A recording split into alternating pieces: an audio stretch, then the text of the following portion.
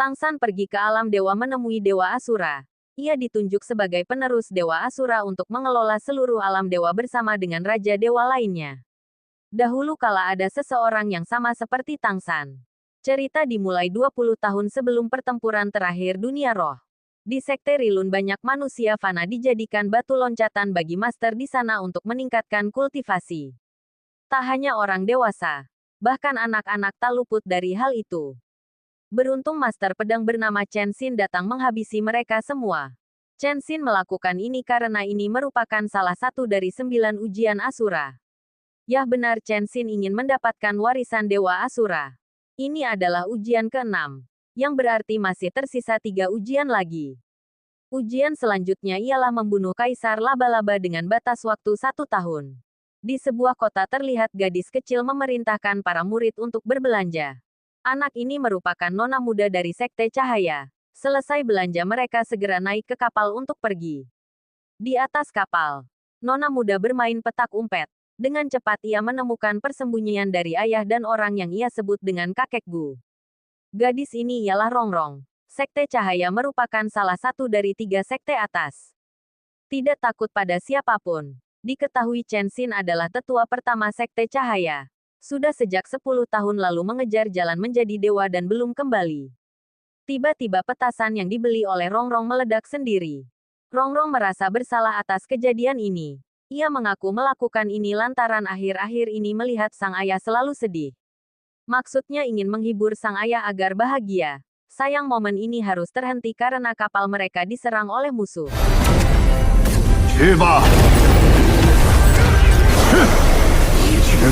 Penyerangan dilakukan oleh tetua penghakiman Balai Roh Pelindung, yakni Master Badai Tuoba Xuanfeng. Tuoba bermaksud mengundang Sekte Cahaya bergabung dengan Balai Roh Pelindung. Tentu ketua Sekte Cahaya tak mau sektenya dicaplok. Alhasil pertarungan tak dapat dihindari. Dengan dukungan dari Cahaya Kibao, kakek Gu mampu menjatuhkan Tubao. Sayang ia diserang diam-diam oleh Master Misterius hingga terluka. Bahkan Tubao tidak tahu siapakah orang yang membantunya. Demi memberi kesempatan pada kakek Gu dan anaknya melarikan diri, Ketua Sekte Ning mengerahkan seluruh kekuatannya meski akhirnya kalah. Lalu Tubao memberi perintah untuk membunuh Gurong dan membawa kembali Rongrong. Saat keberadaan mereka ditemukan, Gurong masih mencoba melawan sekuat tenaga. Hingga pada akhirnya Chen Xin datang tepat waktu menyelamatkan mereka. Gurong menceritakan tentang semua yang terjadi pada Chen Xin. Sayangnya Chen Xin lebih memilih menyelesaikan ujian Dewa Asura daripada menyelamatkan Ketua Sekte Cahaya. Pernyataan itu membuat Gurong kesal. Tak ingin banyak bicara, Gurong malah dibuat pingsan. Rongrong yang melihat benda pemberian ayahnya sebelumnya, kembali membujuk Chen Xin dengan menunjukkan benda itu. Tapi Chen Xin tetap tidak peduli. Hal itu membuat Rongrong sedih dan teringat kenangan masa lalunya bersama sang ayah. Tak tega melihat semua ini, Chen Xin kembali untuk membantu. Singkatnya, saat dia bermeditasi ia teringat kenangan masa lalu tentang sosok wanita dan benda yang ditunjukkan oleh Rongrong sebelumnya. Kemudian ia pergi. Rongrong yang sudah sadar mengikutinya hingga ke tempat di mana laba-laba kaisar berada. Dengan mudah laba-laba tersebut dikalahkan. Sayangnya ia malah terjatuh dalam ilusi sang laba-laba hingga itu mempengaruhi pikirannya. Bahkan ia melihat Rongrong seakan itu adalah laba-laba. Berkat adanya Rongrong, Chen Xin dapat lolos dari ilusi dan mengalahkan laba-laba kaisar.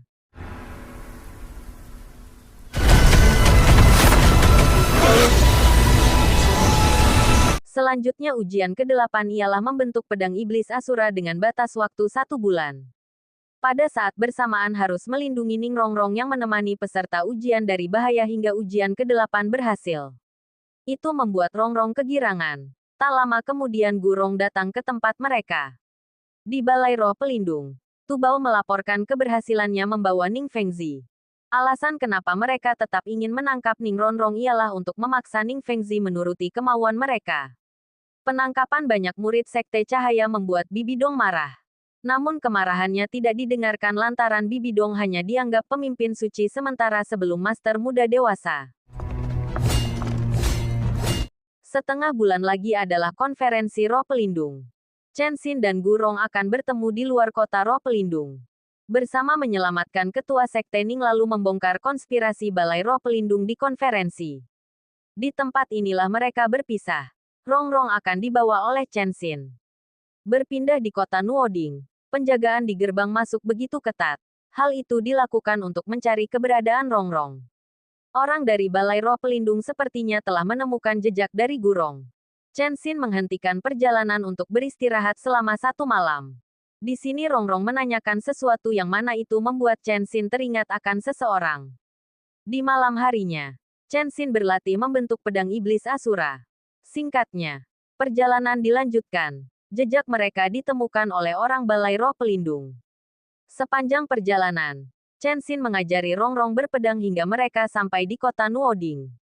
Mereka bergegas menuju penginapan. Tanpa mereka sadari, Rongrong telah dicari oleh orang-orang.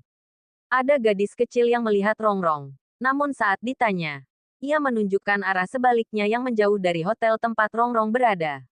Meski demikian di dalam mereka hampir ketahuan. Awalnya mereka berhasil meyakinkan beberapa orang bahwa mereka bukan orang yang dicari. Tapi beberapa saat kemudian Tuoba datang untuk gabung di meja tempat makan Rongrong. Rongrong sedikit gugup saat ditanya tentang di mana ayah ibunya oleh Tuoba. Ada kakek dan cucu yang membantu mereka. Bahkan Rongrong diberikan sebuah benda. Sayangnya Tuoba masih curiga. Alhasil pertarungan tak dapat dihindari. Setelah berhasil mengalahkan Tuoba, orang misterius sebelumnya kembali melakukan serangan diam-diam. Ia sengaja mengincar Rongrong untuk mengenai Chen Xin. Akibat racun tersebut Chen kesulitan membentuk pedang iblis Asura sayangnya gagal karena khawatir pada Rongrong yang tiba-tiba maju. Meski begitu mereka bisa kabur dan jatuh di rumah tak berpenghuni. Akibat Rongrong maju tadi, mereka bertengkar. Perkataan Rongrong membuat Chen Xin teringat pada sosok wanita lalu pingsan. Hingga esok hari tiba, pencarian Rongrong tetap dilakukan. Pencarian dilakukan di Desa Roh Mulia tepat di mana Rongrong dan Chen Xin berada. Kali ini giliran Rongrong yang ingin melindungi Chen Xin. Rongrong lari keluar dan masuk ke sebuah rumah. Di sana dia membakar liontin yang diberikan sang ayah sebelumnya. Rongrong kini penampilannya seperti pria. Kebetulan juga di rumah itu memang ada anak kecil pria seusianya. Jadi orang Balai Roh Pelindung tidak curiga dan pergi begitu saja. Karena lapar, Rongrong hendak mengambil makanan yang ada di sana. Sayangnya dia malah terkena jebakan. Untungnya pria di rumah itu baik jadi tidak mempermasalahkan bahkan rela memberikan makanan itu kepada Rongrong. Selain memberi makanan, anak itu juga membantu Rongrong kembali ke tempat kakeknya berada. Walau hampir ketahuan, Rongrong selamat. Sesampainya di sana Chen Xin sudah sadar namun kepalanya agak pusing karena teringat kejadian masa lalu saat dirinya terlalu lemah. Wanita yang ada dalam pikirannya bernama Ning Diling yakni mantan ketua sekte cahaya juga kakak dari Ning Fengzi. Ia marah pada dirinya sendiri mengapa saat itu dirinya tak mampu melindungi Ning Diling. Hari ini adalah ulang tahun Rongrong. Gurong menitipkan semut 7 lubang berusia 300 tahun sebagai cincin roh pertama Rongrong. Ayah dari bocah yang bernama Tang San mencari anaknya kenapa tidak ada di rumah. Di sisi lain Rongrong hendak kembali mencari makanan karena kakek pedang belum pulih sepenuhnya. Tapi malah dikejar Balai Roh Pelindung akibat mengalihkan perhatian agar keberadaan sang kakek tidak diketahui. Rupanya Tang San pergi ke tempat Chen Xin berada. Chen melihat anak ini tidaklah biasa. Kedatangan Tang San ialah memberikan makanan. Sadar Rongrong dalam bahaya, Chen Xin bergegas mencarinya. Di sana juga terlihat ayah dari Tang San yaitu Tang Hao. Tang Hao di sini membantu Chen Xin melawan Master Misterius. Sekali serang Tang Hao dapat menjatuhkannya.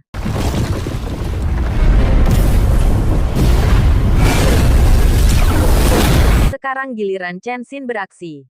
Karena Rongrong kini Chen Xin menyadari alasan mengapa dia menghunuskan pedang. Ia pun berhasil membentuk pedang iblis Asura. Dengan itu ia pun dapat memahami teknik dewa.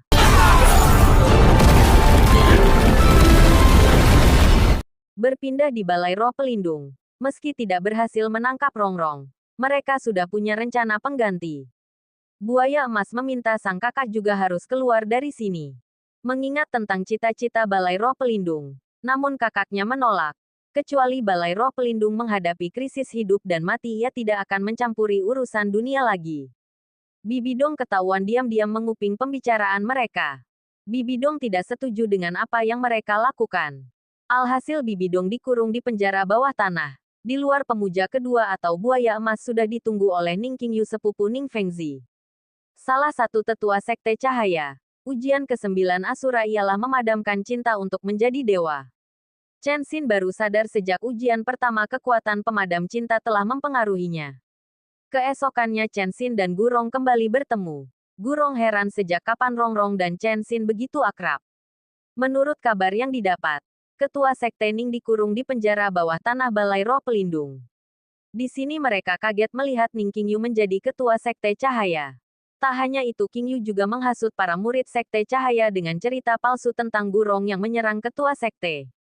Chen Xin akan menyelamatkan ketua sekte sedang Gurong dan Rongrong mengamati di sini dan akan bertindak sesuai keadaan. Pada konferensi kali ini yang memimpin adalah buaya emas. Sementara di bawah, Chen Xin telah bertemu dengan Ning Fengzi. Di sana juga ada Bibidong. Ia menjelaskan jika jebakan yang ada itu dipasang oleh pemuja besar. Meski demikian tidaklah masalah bagi Chen Xin. Pertemuan ini diadakan untuk menyatukan mereka semua atau lebih tepatnya mereka harus tunduk pada Balai Roh Pelindung. Sekte pertama yang bersedia bergabung ialah Sekte Cahaya atas arahan Ning Qingyu. Lalu diikuti beberapa sekte lain. Ada satu orang yang tidak mau tunduk berakhir mengenaskan. Meski melihat hal seperti itu masih ada sekte yang tidak mau tunduk. Melihat itu Rongrong tidak kuat. Ia pun menunjukkan diri untuk menghentikan para murid sekte cahaya. Saat Gurong muncul, Ning Qingyu masih saja memfitnahnya juga masih menghasut para murid untuk tidak percaya pada Ning Rongrong. Hingga mereka dikagetkan dengan munculnya Chen Xin dari bawah lantai. Selain itu Chen Xin berlutut di depan Ning Rongrong dan berkata Chen Xin tetua pertama sekte cahaya bersedia melayani nona muda. Baru setelahnya Rongrong menceritakan semua kebenarannya. Hal itu diperkuat dengan munculnya ketua sekte Ning Fengzi. Alhasil Ning Qingyu sang pengkhianat dihabisi tanpa ampun. Karena sudah seperti ini, pemuja kedua memutuskan menundukkan mereka dengan cara kekerasan.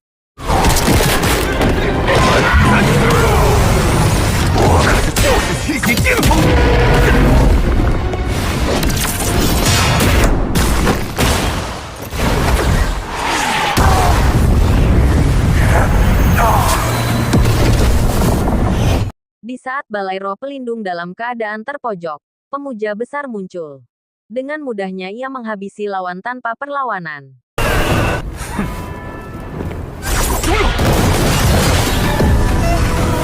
Pemuja besar kagum dengan Chen Xin yang mewarisi kekuatan Asura. Ia hendak membuat kesepakatan. Jika Chen Xin bisa melukainya maka dia akan membiarkan semua orang untuk pergi. Ini adalah sedikit penghormatan dari warisan malaikat kepada Dewa Asura. Terlihat dengan jelas kekuatan pemuja besar lebih kuat dari Chen Xin. Melihat Rongrong berkorban melindunginya seperti Ning Diling dahulu. Semangat Chen Xin kembali membara.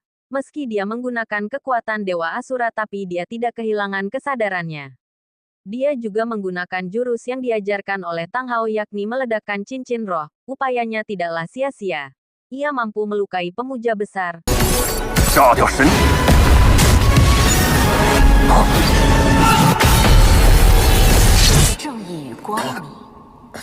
Meski tidak mendapatkan warisan Dewa Asura, Chen Xin senang bisa melindungi Rongrong. Di tempat Bibidong dikurung, dua orang bawahannya membebaskan Bibidong. Diketahui sosok wanita misterius sebelumnya adalah Bibidong. Kini ia menunjukkan kekuatan aslinya di depan buaya emas dan lainnya lalu pergi sambil berkata selanjutnya adalah eraku.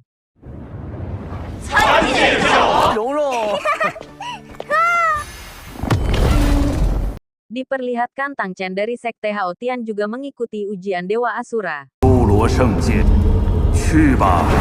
Di tempat lain perjalanan Tang San menuju kota Nuoding dimulai. Chen Xin melanjutkan petualangannya. Tambahan. Saat Oscar dan Ning Rongrong mencapai Dewa Pangan dan Dewi Sembilan Warna akhirnya mereka berhasil membentuk teknik penyatuan roh pelindung dewa. Cahaya kebangkitan dan membawa Chen Xin kembali. Selain itu juga membawa kembali Gurong dan Dugubo. Di sini Chen Xin akan membuka warisan Dewa Pedang. Tamat.